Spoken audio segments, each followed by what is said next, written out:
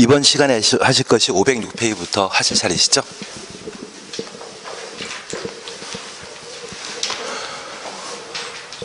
공개 공지부터 함께 해 나가십니다. 우선 공개 공지와 관련되어서는 올해 개정된 게 있는데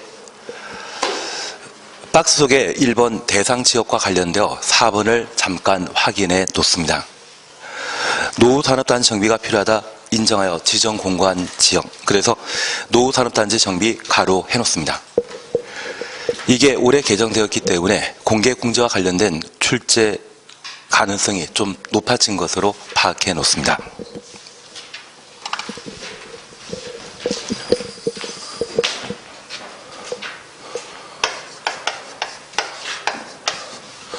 우리가 건축법과 관련되어 함께 공부하신 게 적용 대상에서 건축물과 건축물 관련 행위를 함께 보셨습니다.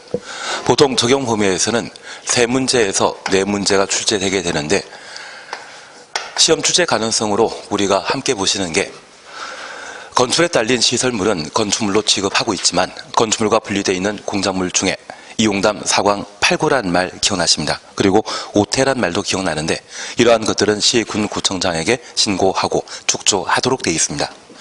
그리고 두 번째 보시는 게 건축법 적용과 관련되어 법령 적용을 배제하는 5가지 기억해 주셔야 할 거고, 건축물의 구성과 관련되어 건축물의 종류, 분류에 관한 사항으로 작년에 시험에 나왔기 때문에 크게 문제 없지만 다중이용 건축물을 작년에 시험에 냈습니다. 그래서 올해 또 우리를 힘들게 하려고 준 다중이용 건축물 12가지를 구분하라고 시험에 낼 수도 있을 겁니다.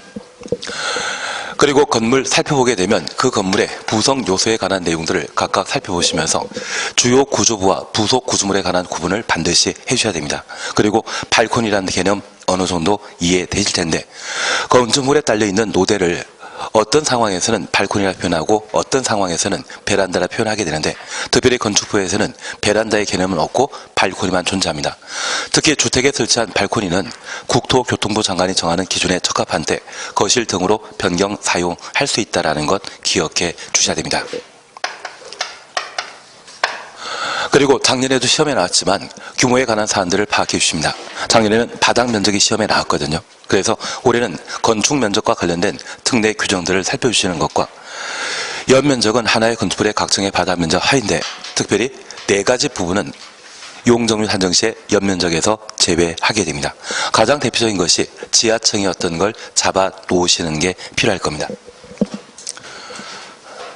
그리고 건축물 관련 행위로서 건축 대수선. 대수는 작년에 시험에 나왔지만 올해도 이 대수선의 개념을 파악하셔야만 다른 문제를 정리할 수 있습니다. 그리고 올해 개정된 사항으로 리모델링에 관한 사항과 작년에 출제된 용도 변경에 관한 내용을 공부해 놓으시는 게 필요합니다. 그래서 29회 시험 때는 적용 범위에서 4문제가 출제되었는데 아마 올해도 4문제가 출제될 겁니다. 그래서 작년 출제위원들이 냈던 공법 문제가 우리 시험 중에 가장 어려웠던 데가 15회이거든요. 그 다음 어려웠던 데가 작년 공법 시험이었습니다. 그래서 그 출제위원이 계속 되시기 때문에 올해도 이러한 부분들 고려하게 되면 건축법의 적용 범위에서는 4문제가 나오게 될 겁니다. 그리고 절차에 관한 내용을 함께 본 적이 있습니다. 여기 절차는 내가 살 집을 만드는 절차를 우리가 함께 보셨는데 건축 허가 신청 시에 갖출 요건과 관련되어 대지의 소유권이나 사용권에 관한 문제와 안전 영향 평가를 꼭 한번 정리해 놔야 됩니다. 그리고 허가권자에 관한 개념, 그리고 건축 신고 범위, 규제에 관한 사항으로 건축 허가 등의 제한과 취소에 관한 내용을 한번 정리해 놓으시는 게 올해 출제할 수 있는 시험거리가 되게 될 겁니다. 그리고 사용 승인 이후부터 해당 건물이 멸실될 때까지를 유지관리라 표현하는데 이러한 유지관리에 있어서는 정기점검과 철거, 멸신고에 관한 사항, 건축물 대장을 누가 만들고 있는지 그에 관한 사항을 한번 해놓으시면 출제 가능한 2문제가 여기에서 해결될 겁니다. 지금 우리가 함께 공부하고 있는 것은 우리 건축법은 건축물의 안전을 도모하는 법률입니다. 그러한 안전한 건물을 만들기 위한 여러 가지 규제에 관한 사안들을 함께 보고 있는데 특별히 공개, 공지에 관한 내용을 함께 살펴보십니다. 여기 공개, 공지는 땅을 말하는데 토지에 있어서는 사용, 수익, 처분이 소유권자에게 주어지지만 사용, 수익을 누구나 할 수 있도록 허락한 땅이 있다면 그것을 공개, 공지라 표현하게 됩니다.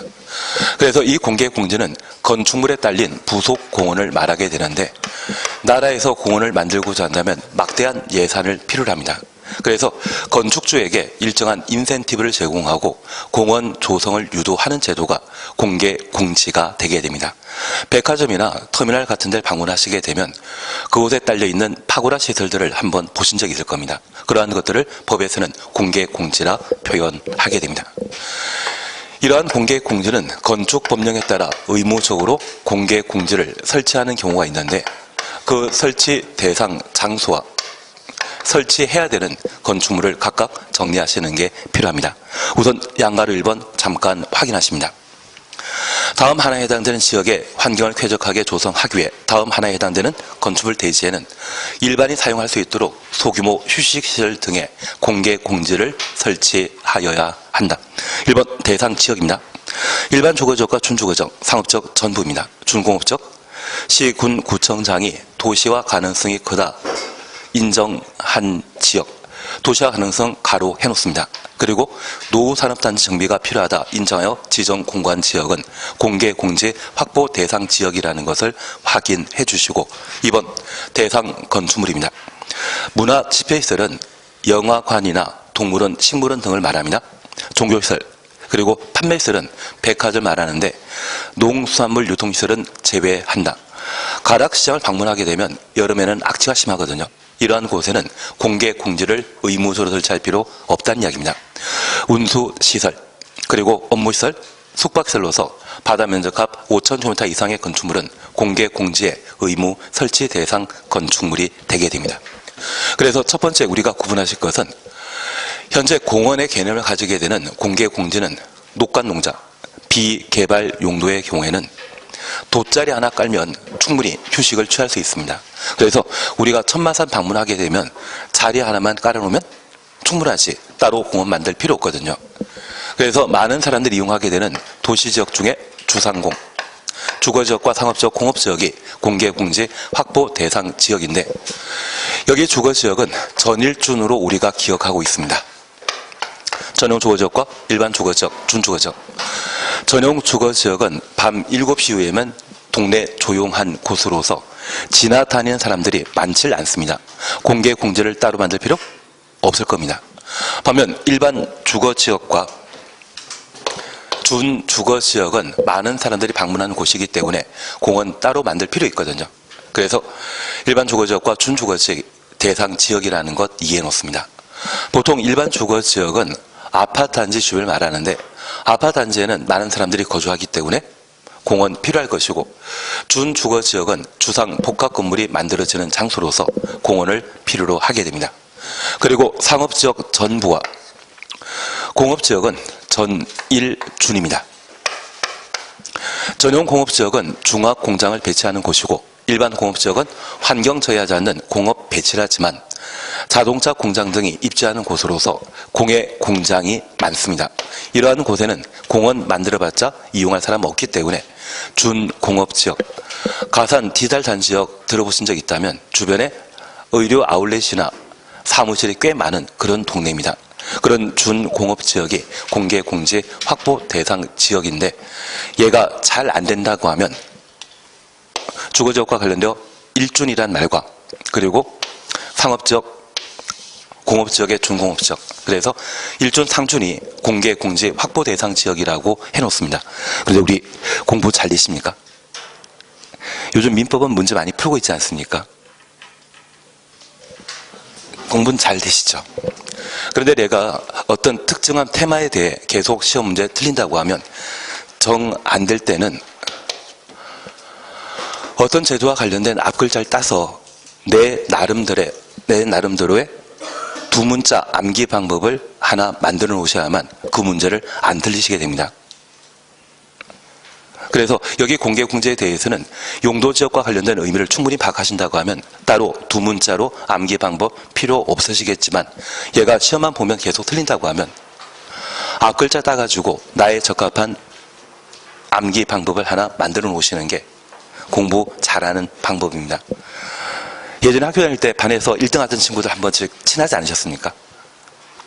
친했다고 해주십시오. 그리고 아마 전교 1등 하는 애들도 좀 친한 친구들이 있는데, 걔들도 공부 다 했을 때 100% 맞추는 애들은 없습니다. 계속 틀린 파트가 있다고 하면 그 파트만 가지고 따로 두 문자로 해서라도 뭔가 나한테 적합한 것을 만들어 놓고 그걸 자주 반복해 보면서 그런 비슷한 유형의 문제를 다수 풀어보면서 문제 풀리는지 한번 해보거든요. 그래서 사실 우리가 6개 과목 모두를 다 통달한다고 하는 것은 좀 힘들지 않겠습니까? 만약 진보 쪽이라고 하면 뭐라고 하시는 분이 머리 진짜 좋으신 것 같습니다. 지금 청와대에 계시거든요.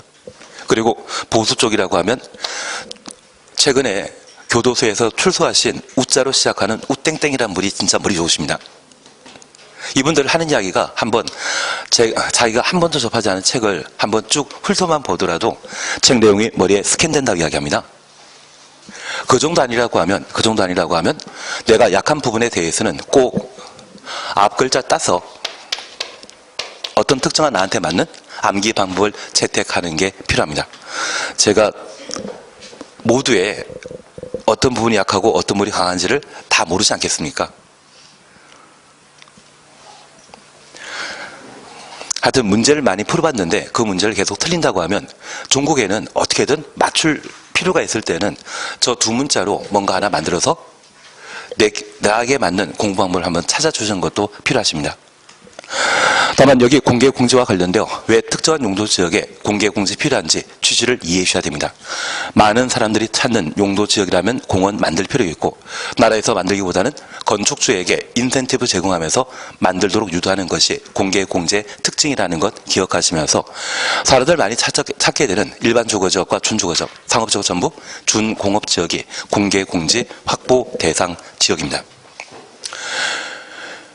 그리고 도시화 가능성이 크다 인정한 곳과 노후 산업단지 정비가 필요하다 인정한 곳이라면 공개 공지를 따로 필요로 하는데, 산업단지를 좀 줄여서 산단이란 말로 대신 표현하게 됩니다. 다만 이게 올해 개정된 내용이기 때문에 어떤 형태이건 공개 공지가 시험에 나오게 될 겁니다. 그래서 만약 시험에 노후산업단지 정비가 필요한 곳에는 공개 공지를 설치해야 한다, 그 질문 나오면 그것 맞는 겁니다. 그러면 여기 노후산업단지는 지금 경기도지사인 분이 성남시장에 있을 때 대장지구에 대한 개발 사업을 시행하면서 이 대장지구로부터 한 10km 이상 떨어진 성남시 수정구의 진흥동이라고 하는 곳에 제일 국가산업단지가 있는데 그 국가산업단지와 함께 개발 사업을 시행하게 됩니다. 그런데 우리 각종 도시개발 사업과 관련되어 우리 남양주에 이루어지게 되는 다산 신도시의 개발 사업에 대해서는 한 5년 전에 공사 착수했을 때 그 개발 사업이 성공할 것이라 확신하셨습니까? 만약 확신했다고 하면 있던 집 다 팔아서라도 투자해야 됩니다. 대출 최대한 껴서라도 투자할 필요 있거든요. 그런데 모든 도시개발 사업과 관련되어서는 그 가능성 여부에 대해서는 반반으로 생각합니다. 사실 15년 전에 우리 남양주에 별내 신도시에 대한 개발 사업 하게 되었을 때 그 별내 신도시에 대한 개발 사업 홍보할 때 분당과 똑같은 신도시를 남양주에 만든다고 열심히 했는데 결과는 별반 아니거든요. 그래서 이 개발 사업에 대해 100% 확신한다는 것은 좀 없지 않나 싶습니다. 그런데 이 대장지구 바로 위가 판교 신도시거든요. 저 판교 신도시에 대해서는 최초 개발 사업 시행하게 되었을 때는 성공을 반반으로 생각했는데 워낙 잘 되다 보니 그 바로 밑에 대장지구의 개발 사업에 대해서는 누구나 100% 성공한다고 생각하고 있습니다. 그런데 이 대장지구의 개발 사업을 통해 막대한 이익을 얻을 수 있지만 성남시에서는 2차 산업에 해당되는 굴뚝 공장에 많이 몰려있는 신흥동의 산업단지를 더 이상 필요 없다 해서 공원을 만들기로 결정한 바 있습니다. 저 공원을 만들게 되면 공원 조성된 땅을 일반에게 분양하고자 할 때 분양받을 사람 없습니다. 그래서 이쪽은 무조건 적자가 발생하게 됩니다. 이 두 개를 결합하게 되어 함께 개발하게 된다고 하면 한쪽의 이익이 한쪽의 적자를 어느 정도 메꿀 수 있거든요. 우리 남양주 왕숙지구의 개발 사업도 1지구와 2지구로 구분하고 있는데 이 지구의 경우는 아파트 만드는 것입니까? 공원 만드는 것입니까? 공원 만드는 겁니다. 그 공원 만들게 된다고 하면 절대 이익이 발생하지 않습니다. 그래서 이번에 그 경기도지사의 개발 사업과 관련되어 법적으로 뒷받침하기 위해 건축법을 일부 개정하게 되었는데 이 대장주구의 다양한 대형 건물에 필요로 하는 공개 공지를 이 신흥동의 공원으로 조성하게 되면 공개 공지 확보한 것으로 인정해주는 제도이거든요. 그래서 이러한 것들은 시사성 있는 문제에 해당되기 때문에 올해 시험에 한번 다루어지게 될 겁니다. 항상 기억하실 것은 노후산업단지 정비가 필요한 곳에는 공개공지 설치해야 한다. 이 말 나오면 옳은 지문이라는 것을 꼭 한번 잡아 놓습니다. 노후산업단지와 공개공지는 공원은 어울립니까? 어울리지 않습니까? 만약 산업단지가 계속 만들어지게 된다면 그 산업단지 주변에 공원 만들어봤자 이용할 사람 없거든요. 대신 이때 노후산업단지 정비라고 하는 것은 아예 없애버리고 전부를 공원 만든다. 그런 개념으로 채택되었다는 것을 확인해 놓으셔야 됩니다. 그리고 두 번째 우리 보실 게 공개 공지 확보 대상 건축물로서 바닥 면적합 5,000제곱미터 이상의 6개 건물을 각각 기억해 주십니다. 얘는 종업운 판문 속으로 기억하시는 게 필요하십니다. 우리가 알고 있는 탤런트 안문숙과 이름 같은 판문숙이라는 분이 계시고 이분 직업이 종업원이라 기억하셨다가 시험 보실 때는 종업운 판문숙으로 기억해 주셔야 됩니다. 특별히 바닥 면적합 5,000제곱미터 이상의 종교시설, 업무시설, 운수시설, 판매시설, 문화 집회시설, 숙박시설 6가지 용도에 해당되는 경우라면 공개 공지를 의무적으로 설치하여야 한다. 작년에 얘와 비슷한 다중이용 건축물이 시험에 나온 적이 있습니다. 그래서 작년에는 종종 오는 탐수를 기억하고 그걸 맞춰가는 것이 정답 찾는 방법이었다고 하면 그리고 그때 이런 이야기 했거든요. 그 문제 풀어가지고 합격하게 된다고 하면 탤런트 안문숙 팬클럽에 가입하겠다고 우리가 공부하시면서 수익자 부담원칙을 누누이 배우고 계십니다. 이익 챙겼다고 하면 갚아야 되죠. 그래서 이 문제 출제되어 내가 합격하게 되었다고 하면 바로 탤런트 안문숙 팬클럽에 가입하실 필요가 있습니다. 그래야만 종업운 판문숙이라는 게 좀 의미 있지 않나 싶습니다. 그래서 대상 장소와 대상 건축물에 관한 구분을 각각 해주시는 게 올해 필요한 내용입니다. 그리고 2번입니다. 설치 기준과 관련되어 동그라미 1번입니다. 공개 공지 등의 면적은 대지 면적의 100분의 10 이하 범위에서 대지 면적부터 100분의 10 이하까지 가로 해놓습니다. 건축 재료로 정하며 조경 면적과 매장 문화재 현지 보존 조치 면적을 공개 공지 등의 면적으로 할 수 있다. 설치 기준에 대해서는 그냥 지나가시고 3번 설치 효과 찾으셨죠. 공개 공지를 설치하는 경우 건축물의 건폐율, 건폐율부터 가로 열어놓습니다.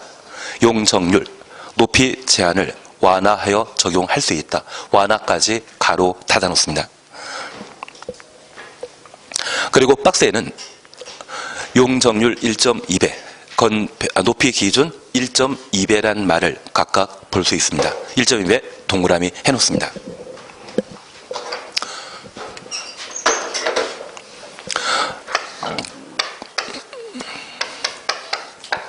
여기 공개 공지는 대지 면적의 10% 이하 범위에서 건축 조례가 정하는 만큼 공개 공지를 설치하도록 되어 있는데 저 공개 공지는 보통 휴식을 취할 수 있는 벤치를 설치하는 것이 일반적이지만 벤치 설치하지 않고 조경하거나 건축 당시에 매장 문화재가 발견되게 되면 그 매장 문화재를 그 자리에서 보존하기 위한 특별한 조치를 취했다고 하면 이러한 조경과 매장 문화재에 대한 보존 조치도 공개 공지 설치한 것으로 인정하겠다는 이야기입니다. 그래서 파고라 시설을 만드는 것이 아니라 조경만 하더라도 공개 공지 설치한 것으로 대신하겠다, 가름하겠다는 이야기입니다. 그래서 공개 공지와 조경 가치는 동가라는 것을 파악해 놓습니다. 그리고 두 번째 우리가 이해하실 것은 위임에 관한 내용을 파악해 주시는데, 우리가 지금 공부하는 법은 법률과 대통령 명령, 장관 명령으로 각각 구분하게 됩니다. 그래서 현재 건축법에서는 저 공개 공지 설치한 경우에는 건축물에 적용될 수 있는 건폐율과 용적률, 그리고 높이 제한을 완화할 수 있다라고 정해 놓게 됩니다. 대신 대통령령에서는 건폐율에 대해서는 거론하지 않고 용적률과 높이 제한 규정에 대해 각각 1.2배, 120% 완화할 수 있도록 정해 놓고 있습니다. 그래서 만약 시험에 공개 공지 설치한 때 건폐율을 완화할 수 있다? 맞습니다. 대신 공개 공지 설치한 건물에 대해서는 건폐율을 1.2배 완화할 수 있다. 이 말 나오면 틀린 지문이라는 것을 파악해 주셔야 됩니다. 이걸 이해하셔야만 공법에서는 점수가 좀 달라질 겁니다. 계속 제가 이야기 드리는 것 중에 조카나 자제분들에게 용돈 1,000원 주면서 이 1,000원 가지고 오뎅이나 호떡 사 먹으라고 주면 그 자제분은 오뎅 1,000원을 사 먹으면 위임 범위를 충족시킨 것인데, 이거 사 먹지 않고 떡볶이를 사 먹게 된다고 하면 위임 범위를 벗어난 것이죠. 그때는 야단 쳐야 됩니다. 대신 이런 돈을 차곡차곡 모아가지고 내 생일날 생일 선물 갖다 준다고 하면 그때는 상식적으로는 칭찬받아야 되지만 법적으로는 야단 맞는 일입니다.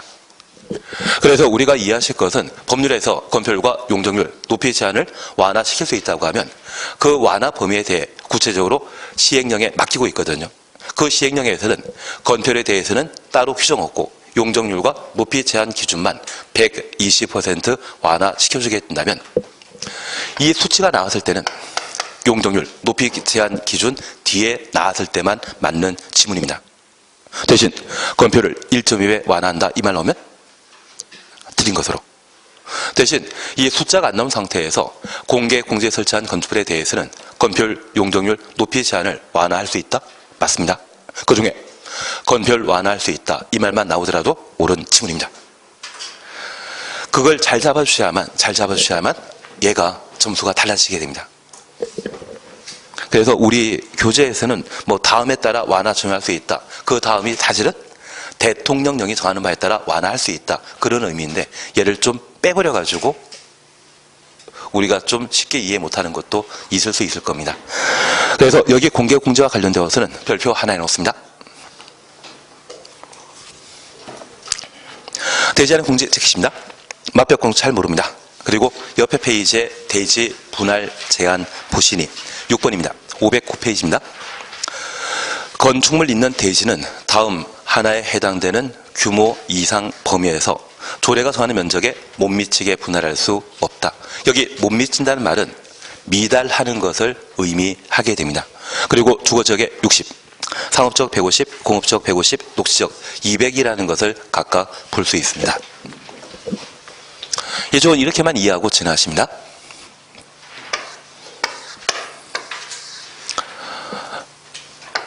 대지에 건물이 건축되어 있는데 이 건물을 워낙 작게 만들어서 대지 일부가 많이 남는 경우가 있습니다. 이걸 잘라 다른 사람에게 팔고자 한다고 하면 분할 절차를 거쳐야 됩니다.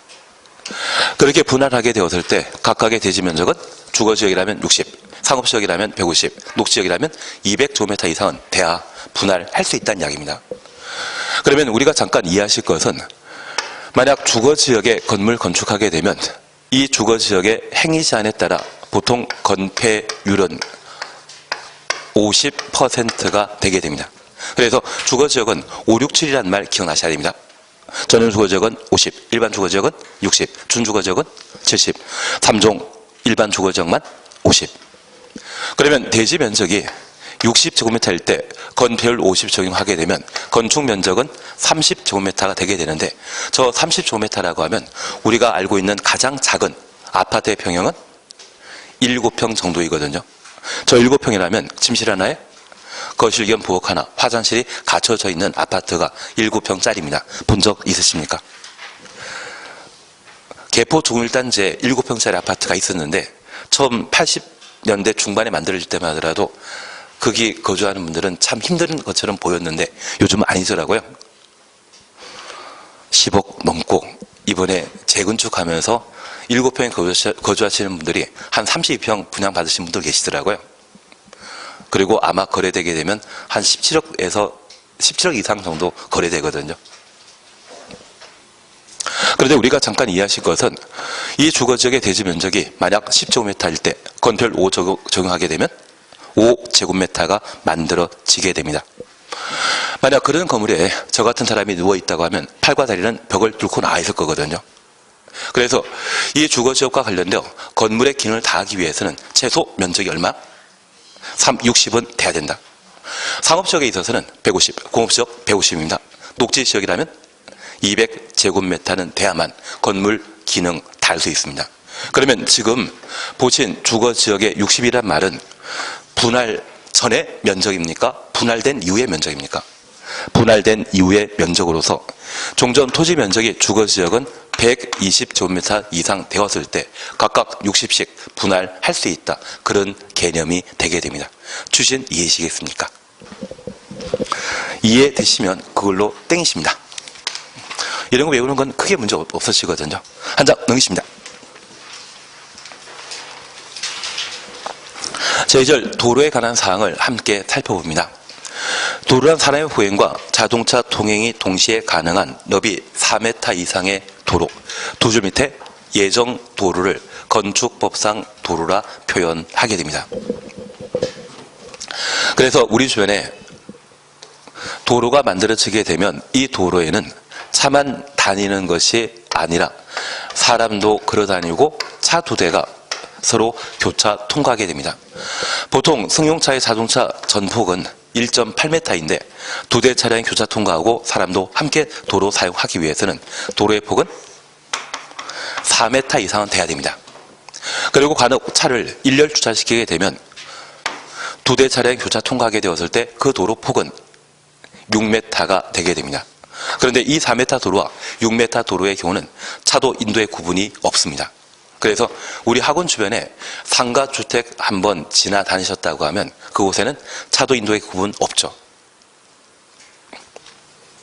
학원만 왔다 갔다 하셨기 때문에 인도를 보셨나 봅니다.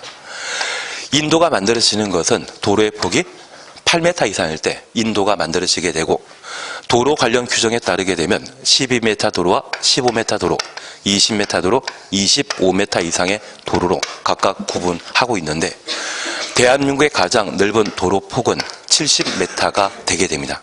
그래서 강화문 앞 도로가 도로 폭이 70m가 되게 됩니다. 대신 인도가 만들어지는 건 언제부터? 8m부터. 그래서 이 도로를 단면 만들어 보게 되면 사람이 걸어다닐 수 있는 보도와 차가 이용할 수 있는 차도가 있는데 이에 접해 있는 땅을 대지를 하고 오늘 수업 끝나서 나가보시면 이 대지와 도로 사이 경계선에 길게 경계석이 설치된 것을 볼 수 있을 겁니다. 그래서 이 경계석 이쪽 끝부터 반대쪽 경계석까지를 건축법상 도로라 하고 이에 접한 땅을 대지라 표현하게 됩니다. 그러면 앞으로 만들어질 예정 도로의 경우에도 건축법령상 도로에 해당된다는 것 파악하시고 사람 보행은 반드시 가능해야 됩니다. 만약 고속도로나 자동차 전용 도로라면 사람이 걸어 다닐 수 없기 때문에 건축법령상 도로가 될 수 없습니다. 옆에 페이지에 도로의 지정, 폐지, 변경 잠깐 확인하십니다. 허가권자는 도로 위치를 지정 공고하고자 하는 때 그 도로에 대한 이해관계인 동의 받아야 된다. 이해관계인 동의 가로 해놓습니다. 그리고 2번입니다. 허가권자는 지정한 도로를 폐지, 변경하고자 하는 때 당해 도로에 대한 이해관계인 동의 받아야 된다. 같은 이해관계인이지만 지정 시에는 토지 소유자이고요. 폐지, 변경 시에는 도로 사용하는 자를 말합니다. 그래서 같은 이해관계인이라 적혀있다 할지라도 그 의미는 다른 것입니다. 덕분에 우리는 도로 설치 방법이 대한민국에는 한 10개 있는데요. 우리 민법 공부하시면서 주의통행권 공부하신 적 있죠? 그래서 이 도로 설치 방법이 10개 정도 있는데 만약 맹지에 도로가 만들어지게 되면 그 가격은 10배 오르겠습니까? 20배 오르겠습니까? 20배까지 오르게 되거든요. 그래서 나중에 시험 합격하시게 되면 생산성 본부나 또는 어떤 각종 부동산 실무 전문 강의하는 곳에서 도로 만드는 방법을 제대로 공부하시고 실제 내가 한번 해보신 적이 있다고 하면 그때는 맹지를 대지로 만드는 신의 능력을 가지시게 됩니다. 전혀 와닿는 게 없으신가 봅니다. 그래서 나중에 그렇게 공부하시게 된다고 하면 아마 1년 우리 수강비가 꽤 비싼데 그게 딱 5일 하는데 한 350만 원 하거든요. 그것도 아깝진 않으실 겁니다. 실제 해보면 표정이 아까워 보이시나 봅니다. 돈 버는 방법은 형제 자매끼리는 절대 가르쳐주는 게 아니던데요. 돈 버는 방법은 부자 지간에서나 가능하지 형제 자매한테도 숨기는 게 일입니다. 그래서 우리 주변에 뭐 해서 돈 벌었다 그 소문이 내 귀에 들어와 있다고 하면 그거는 상투입니다. 할 사람 다 해먹고요.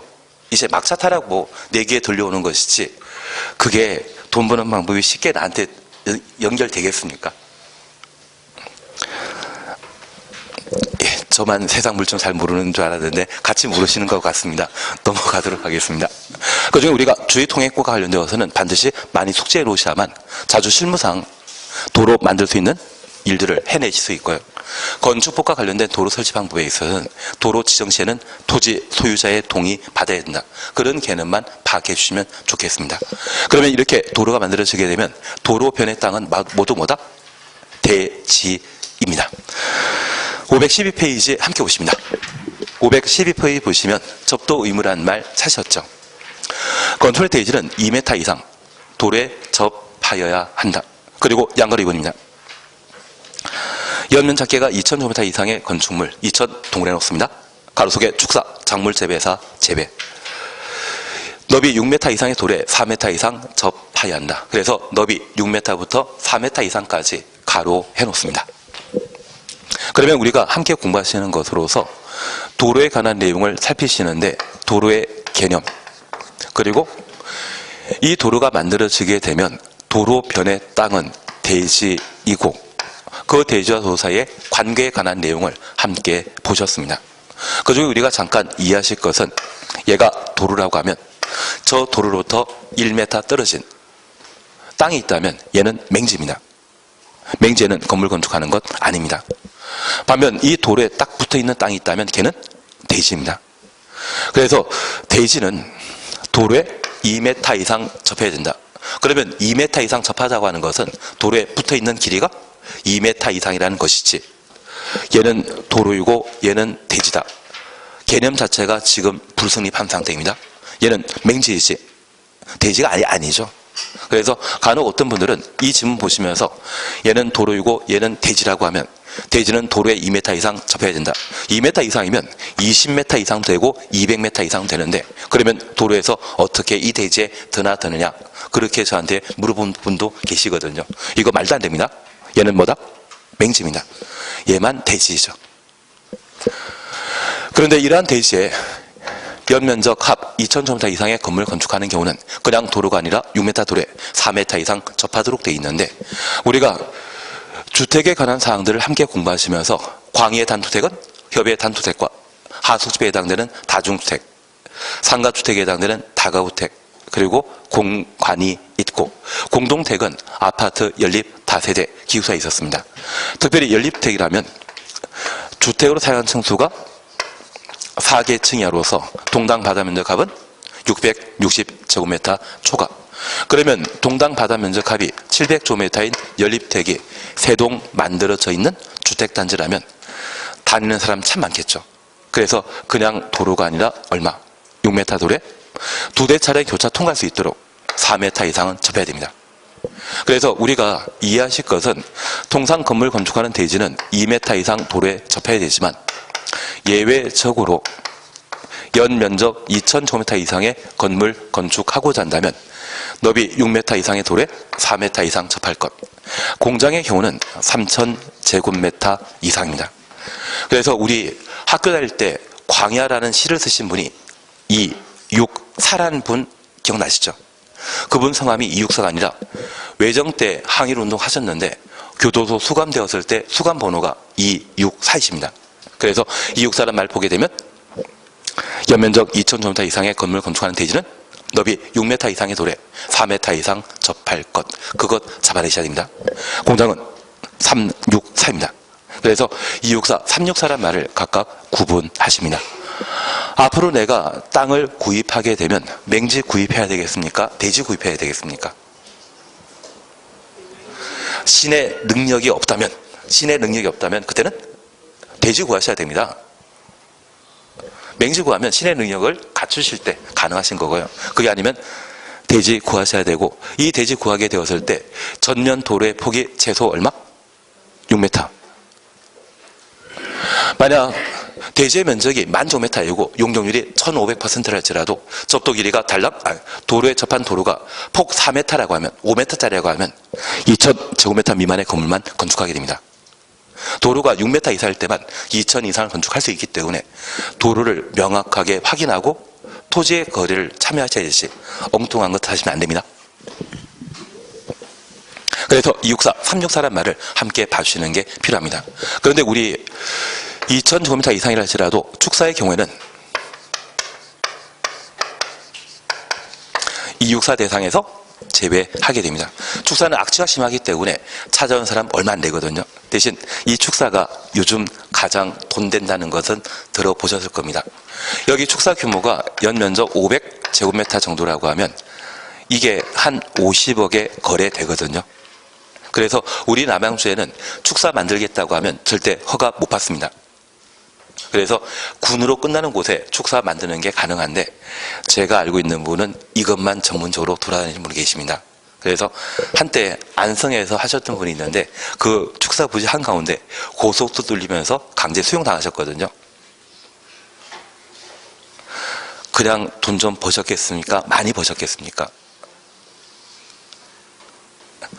그냥 땅만 강제 수용당하면 50%인데 그 땅이 왜 건물이 있고 가축 사육하고 뭐 하고 있으면 금액이 좀 다릅니다. 예, 아직 우리는 그런 걸 잘 모르기 때문에 나중에 축사 만들 용지만 한 10년에 걸쳐 한번 딱 성공시키시면 그거면 편하게 사실 것 같은데요. 예, 돼지 키우면 1년 순수익 매출이익이 1억 2천에서 1억 5천이라고 합니다. 예, 그래서 우리는 축사를 무시하시면 안 됩니다. 다만 저 축사의 경우는 아무리 큰 규모라 할지라도 그냥 도로에 2m 이상 접하면 충분하다. 그런 개념이시, 만약 축사 작물 재배사가 연면적 2,000제곱미터 이상일 때 6m 돌에 4m 이상 접해야 된다. 이 말 오면 드립니다.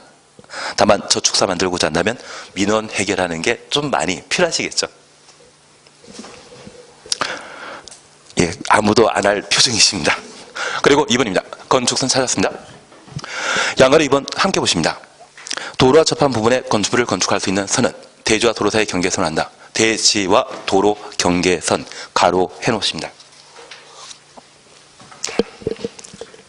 하긴 저도 원래 축사 만들 자리를 찾아다녀야 되는데 어제도 법 바뀌었나 안 바뀌었나 그거나 보다 빨리 다른 일을 찾아봐야 되겠죠.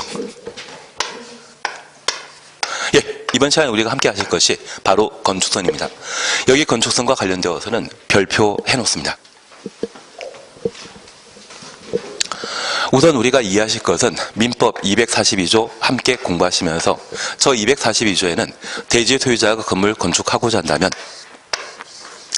이 세 방향이 이웃 대지인 때 각각의 대지 경계선으로부터 반 메타 0.5m 이상 띄어 건축하도록 되어 있습니다.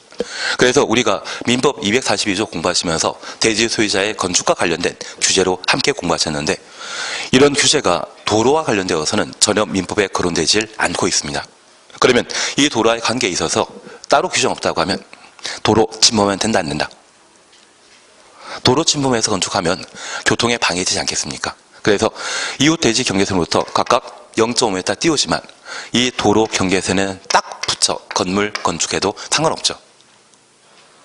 그러면 이 도를 잠식해서 건물 건축하게 되면 교통에 방해되기 때문에 저 건축선은 건축법에 따른 건물 건축할 수 있는 한계선을 말합니다. 이웃 대지 경계선의 건축 제한과 관련되어서는 어디에서 정해지고 있다? 민법에서. 이제 민법 도사가 되어 있지 않으십니까?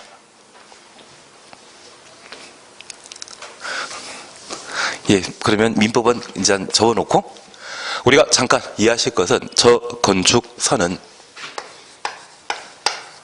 대지와 도로, 경계선을 건축선이라 표현하게 됩니다. 그래서 건축선에 관한 개념이 좀 이해되셨다고 하면 이를 토대로 바로 옆에 페이지를 봐주셔야 됩니다. 3번 찾으셨죠? 소유업에 못 미치는 업의 도로, 소유업에 못 미치는 업이 가로 해놓으시는데 이 못 미친다는 말은 미달하는 것을 말합니다. 그 중심선으로부터 소유업이 2분의 1 수평거리 물란선을 건축선으로 하되 중심선부터 2분의 1까지 가로 해놓습니다. 도로 반대쪽에 경사지 등이 있는 경우에는 경사지 등이 있는 쪽에 도로 경계선에서 소유업이 그래서 도로 경계선부터 소유업에까지 가로 해놓습니다. 수평거리의 선을 건축선으로 한다. 우리 교재 목차와 달리 우리가 건축법에 나온 목차를 기억할 필요 있는데 얘를 지정 건축선이라 표현하게 됩니다. 건축선과 지정 건축선은 같은 말 아닙니다. 건축선과 지정 건축선은 같은 말이 못 됩니다. 하나 이해하실 것이 있습니다. 지금 우리가 공부하는 건축법은 1962년도에 제정된 법률인데 저 1962년도에 도로 이용하는 차가 많았겠습니까? 우마차가 많았겠습니까? 우마차도 거의 없고 그냥 사람이 도로 걸어 다녔을 뿐입니다. 그래서 오래된 재래 도시의 경우는 도로 폭이 2m, 1m인 도시가 허다했거든요. 그리고 갑자기 1962년도에 도로 폭을 건축법에서 4m로 바꿔버리니 많은 민원이 제기된 적이 있습니다. 그 당시에는 군인이 정권 잡다 보니 그런 민원에 대해서는 잘 받아줬겠습니까? 싹 무시해버렸겠습니까? 싹 무시해버렸습니다. 그러면 1962년도에 나는 태어나지 않았지만 이 당시에 차가 많은 시절이다? 없었다? 아예 없었습니다. 우리 2002년도에 월드컵 경기라는 것을 치렀는데요. 그 월드컵 경기 치른 때 제가 살고 있는 아파트 단지가 한 700세대였거든요. 근데 700세대였는데 차를 가지고 있는 세대가 70대 정도밖에 안 되었습니다. 그래서 주차장 텅텅 빈 적이 있었거든요. 그런데 2003년부터 그때 차를 보유하기 시작했는데 국민소득이 2만 불 돌파하면서 차가 대중화되었습니다. 그래서 저희 집 앞에 테란로가 있었거든요.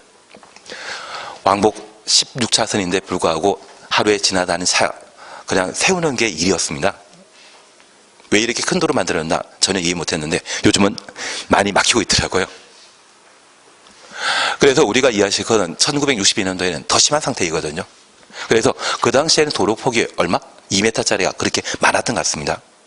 그러면 이렇게 법이 개정되었다 할지라도 기존에 이 대지에 건축되어 있는 건물 아무리 건축법에 위협하는 도로를 할지라도 기득권을 보호하다 적법한 건물로 인정받지만 얘를 철거하고 새로 건축하는 때는 허가 자체가 나가지 않습니다. 왜? 도로가 4m 아니기 때문에. 그러면 현재 도로의 소유업에 못 미치는 2m 도로는 건축법의 도로 요건을 충족한 게 아니거든요. 그러면 현재 이 하얀 선인 대지와 도로 사이 경계선은 건축선이다 아니다? 아니란 이야기입니다.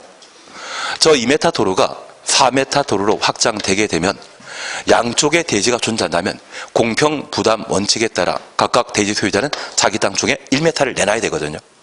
그래야만 폭 4m 도로 만들어지지 않겠습니까? 그런데 어떤 때는 도로가 2m이고 어떤 때는 1m이고 어떤 때는 3m일 수 있지 않겠습니까? 그래서 여러 가지 도로 상황을 고려하더라도 공통된 장래 도로가 확장되었을 때 대지와 도로 사이 건축선이 어디인지 법에 명시할 필요 있지 않겠습니까? 그래서 도로 중심선으로부터 소요너비 2분의 1. 소요너비 2분의 1이라고 하면 얼마? 2m.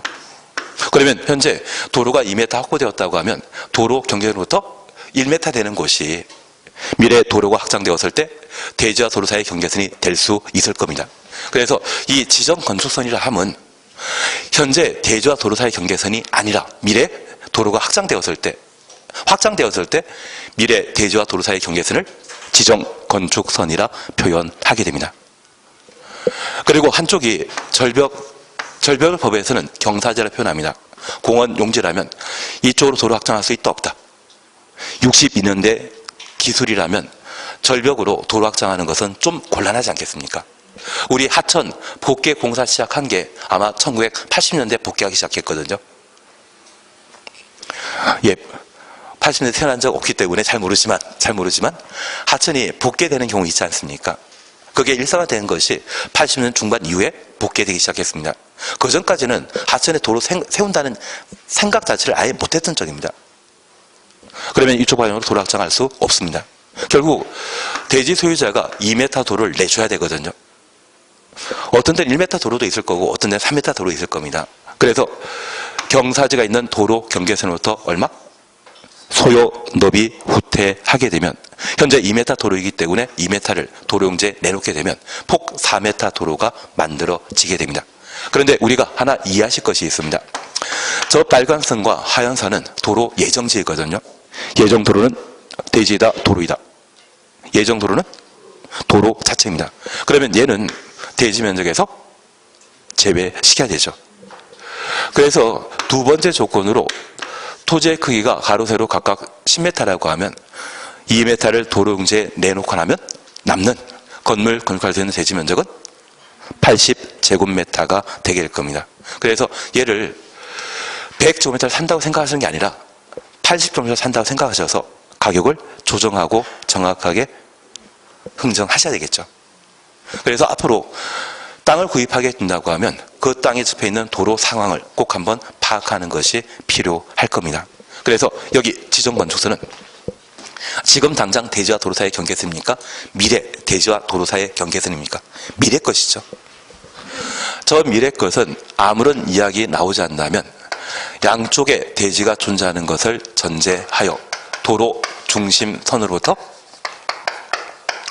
소요너비의 2분의 1 후퇴한 곳을 건축선이라 하고 한쪽만 대지에 접해 있다고 하면 경사지가 있는 도로 경계선으로부터 소요너비만큼 물린 곳을 건축선이라 한다. 의미는 이해되시겠습니까? 의미 이해되셨다고 하면 얘를 푸는 것이 필요합니다. 우리 시험은 친절한 분들이 출제하는 경우가 없더라고요. 그래서 아주 예전에 이런 형태의 문제가 나온 적이 있습니다. 네모난 게 아니라 이런 문제로. 그래서 이쪽이 각각 10m이고 이 작은 게 각각 4m인데 현재 도로폭이 만약 2m라고 하면 아니 3m라고 하면 이런 형태를 갖춘 땅의 대지 면적 구하라고 시험에 낼 때 있거든요. 그래서 이런 문제 나오게 되면 너무 당황하지 마시고 사각형을 2개 만들어 놓는 겁니다. 그래서 여기 4m 뺀 나머지가 있다면 6m입니다. 그래서 얘는 60제곱미터이고 이제 작은 사각형의 대지 면적 구하시면 되죠. 얘는 시군종목기이죠. 현재 도로가 3m이기 때문에 한쪽이 절벽이라고 하면 경사지라고 하면 3m면 1m 후퇴해야 되지 않습니까? 남는 면적 3이고 여기 4m 확보되었다면 얘가 6m이기 때문에 6, 3, 18 그래서 건물 건축할 수 있는 대지 면적은 78제곱미터가 되게 될 겁니다. 그래서 이런 사각형 나왔다고 사각형이 아니라 하나, 둘, 셋, 넷, 육각형 나왔다 해서 너무 당황하지 마시고 사각형 2개를 만들어 놓으시게 되면 좀 더 계산하는 게 좀 수월하지 않나 싶습니다. 좀 이해되시겠습니까? 이 정도로는 대지 면적에 포함한다. 예. 가로가 4m, 세로는 6m. 3m 도로이기 때문에 1m 36 도로가 3m이기 때문에 1m면 도로 부재 예, 이건 이제 그냥 전화하십니다. 이건 나중에 계산 문제 푸시면 되는 거지. 지금 뭐 우리 학계로는 계산도 복잡해 죽겠는데 공법에서 계산 문제 푸는 거는 더더구나 필요 없는 이야기 같습니다. 그래서 우리 이 법을 만드신 분들은 수학 잘하면 법대 갔겠습니까? 딴 데 갔겠습니까? 딴 데 갈 사람들입니다. 수학 못 하셔가지고, 아니, 수학이 아니라 산수 못 하셔서 오신 분들이기 때문에 계산 문제 잘 안 냅니다. 대신 의미는 이해되시겠습니까? 예, 그리고 마지막으로 예를 봐주십니다. 4번, 5번에 대해서 체크십니다. 4번, 5번에 대해서 체크십니다. 6번 필요 없습니다. 그리고 3번 찾았습니다. 4번을 해결하고자 한다면 우리 학교 다닐 때 사인, 코사인 공부하신 적 있으시죠? 그리고 탄젠트도 접목하는 필요가 있습니다. 그게 가능하신 분들은 할 수 있는데 보통 건축사 시험에 나오더라고요. 간혹 우리 시험에도 튀어나오면 틀려주는 게 예의십니다. 그리고 옆에 페이지 3번 보시게 되면 건축선에 따른 건축 제한과 관련되어 건축물과 담장은 건축선 투직면을 넘어서는 아니 된다. 그래서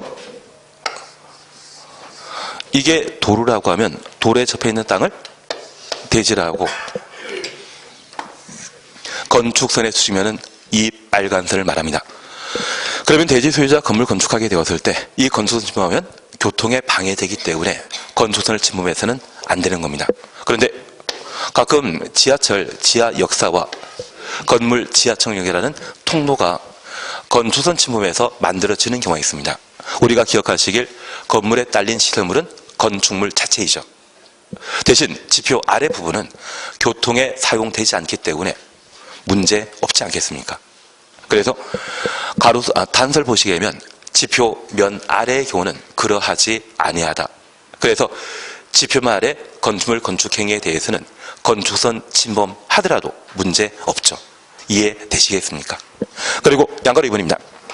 도로면으로부터 높이 4.5m, 도로면부터 4.5m까지 가로 해놓습니다. 출입문 등은 열고 닫을 때 건축선 수직면을 넘지 아니하는 구조로 하여야 한다.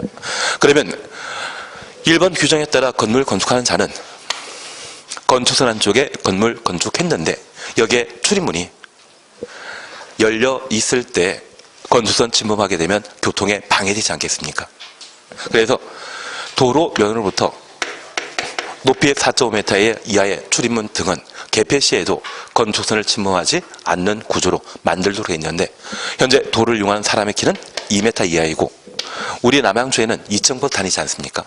그 2층버스의 높이가 보통 4.3m이거든요.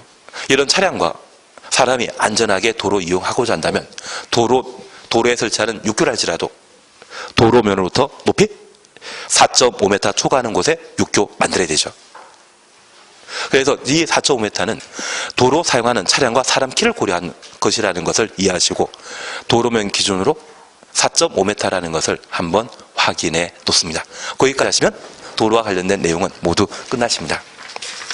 그리고 쉬었다 하십니다.